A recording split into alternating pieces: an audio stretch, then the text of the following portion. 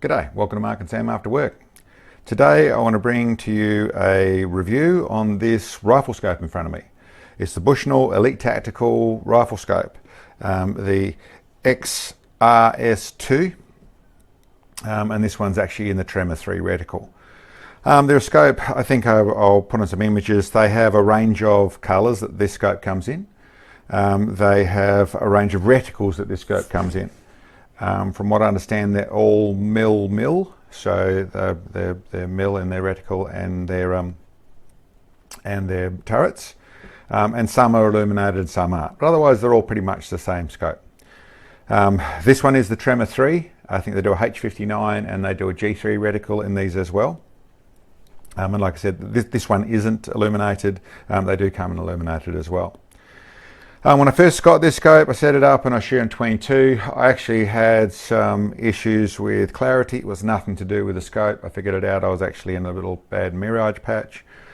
We took it out and then did some video work with it, and then we recently did another shoot with it, sitting on a different rifle and shooting out a bit further, out to the 1400 yards, and used this a reasonable amount and got used to it a little bit. Listen, it's a nice rifle scope. They've done a good job. Works really well. It's got the main good features of a tactical rifle scope of this era. 34mm tube. It's got a locking windage turret. It's got nice big turrets, the way of operating. 30mm or roughly 100 minutes of elevation in the way of the size. It is just in mil, so it's 30mm of elevation with 20mm of windage. Its power of 4.5 to 30. So we've got a lot of power options. They're able to wind right back and right up to 30 power, so a good sort of range there. We've got for the diopter focus down the back here, nice simple little lock ring and a very fast focus sort of setup we've got on the actual way of focusing your diopter or your reticle focus, doing it properly. There's actually a little location dot on here so you can see where it is to make sure your reference is back to where you know it should be, that sort of stuff. The power ring, it comes with this throw lever on it, and in truth it needs that throw lever. They've got quite a firm setup there, so it is quite firm. It's not rough or feel tight, it is just quite firm. And even with the throw lever, it's not something you feel like rushing. If you rush it, it puts a fair bit of torque on it. If you just move it the normal sort of adjustment, then it moves nice and easily. It does need the throw lever, but fitted up nicely, works really well, and I found that very functional, worked really nicely. Not quite so much preload on the parallax adjustment. It's got number markings on there. I don't tend to trust them. Like I say, I'd prefer to dial it to where I've got clear focus, check my parallax, make sure it's good. But that's a nice tension on there. That's really nice. And I'd say the same thing for the turrets, both windage and elevation. Very nice and positive in the way the nice positive clicks. Really know where you're going with it. It has 10mm of elevation per turn, and there's up to 3 turns if you set your scope up properly. The zero stop setup in there is nice and simple. The zero in the turret, unscrewing the thing on the top to reset it, do that sort of stuff, works really well, worked really nicely. That's all very functional. And the tracking, as far as I've tested it, was spot on, worked really nice. The locking cap, that's probably a bit that I do like about this, more so than most. Rather than having a cover to stop your windage from moving, this simply has, you pull it out to unlock it, you can rotate it where you want, and you push it back in. It is a tiny bit of a wriggle to get it to go back in. Doesn't just go straight in from where you've stopped on the click, but that's really no fuss, and you do have that advantage of it's then done. So for people using, where I see this scope really being used in a PRS match or in a tactical side of things, where you want to trust that your windage is zeroed and you don't want to have worried about being bumped or that sort of stuff, it's very simple on that side of things. The extra advantage of having it locking down itself rather than putting a cover on it, which what a lot of people are doing, is if you set up for that day where you want 1mm of wind, because most of your targets are shooting that way, and then you're going to do your holds backwards and forwards on that side of things, you can see it. When you've got a cover on there and you've actually changed your setting inside there, then you don't know where you are. You can't look at it, you've got to check. In most cases, you're obviously just going and leaving everything zeroed and capping it back up. But I do think that's a nice option that works really well. As mentioned, 34mm tube, which is what lets them go to have 30 power and have full 100 minutes of elevation.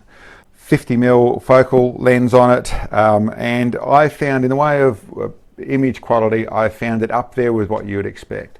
ED glass, and it's really in there, its quality of vision was up to what you'd expect and sort of range it's sitting at.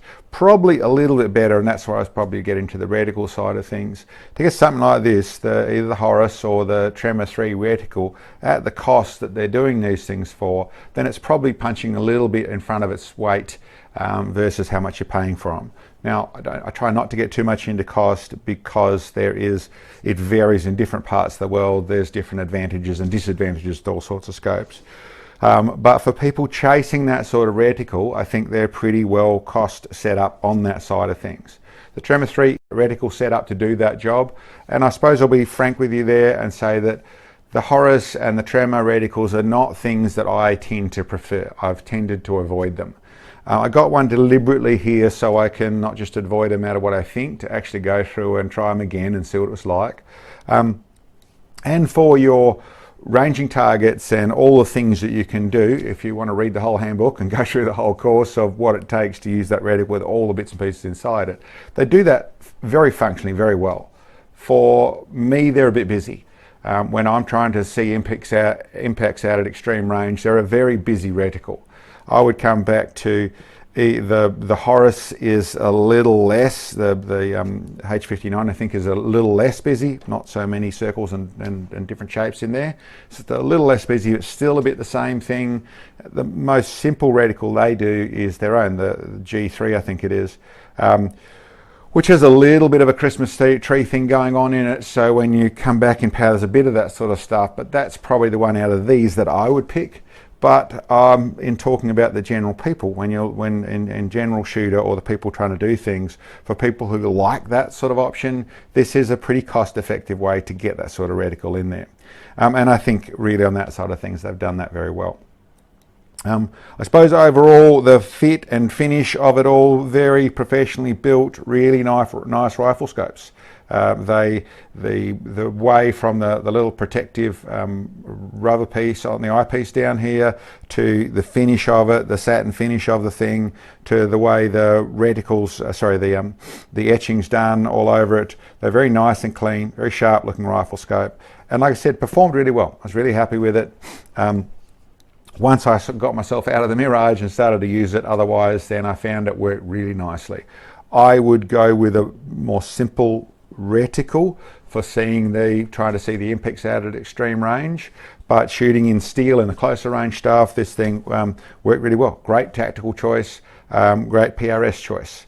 Anyway, that's my thoughts on it. Thank you to the guys at NIOA for getting the scope across to us to have a look at. I enjoyed using it. Hope that's of worth to some people out there. Thanks for checking in on us. I'll catch you next time.